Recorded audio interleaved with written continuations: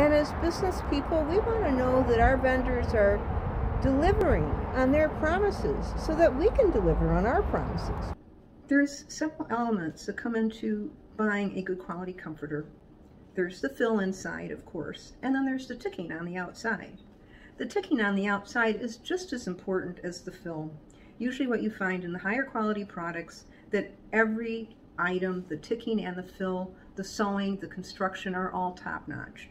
In the cheaper types of products, what you find is that the sewing is not good, the ticking has a loose weave which allows feathers to poke through, the down mix is not super clean, and it may be loaded with feathers that will poke through the ticking, or what's often called the shell. There's a wide range of quality levels in comforters.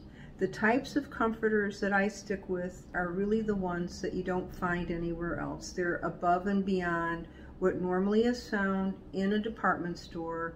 Is probably not going to carry them, but this is the thing. When you spend a lot of money on something, you want to have confidence that you're buying something that's of value, that's really going to last. And those are the types of products that I prefer to stick with. I really was interested when we had our business in showing off the very best of European textiles. We tried to highlight artisanal brands that nobody knew about, that were doing extraordinary works, and also works that were becoming more and more rare, because you have to understand that the textile industry is all about people, and if you don't have the culture and the people to do the work, you can't really produce the textiles.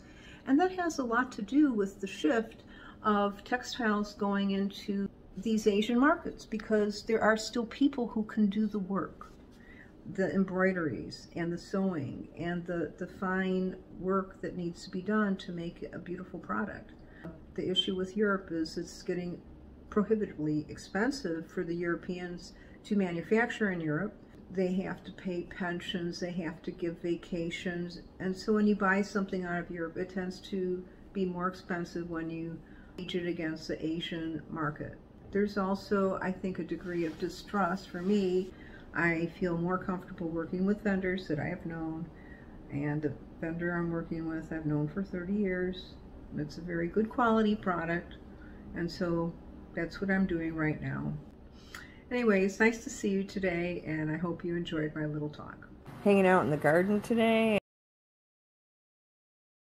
See our best shopping tips for finding great down comforters and pillows.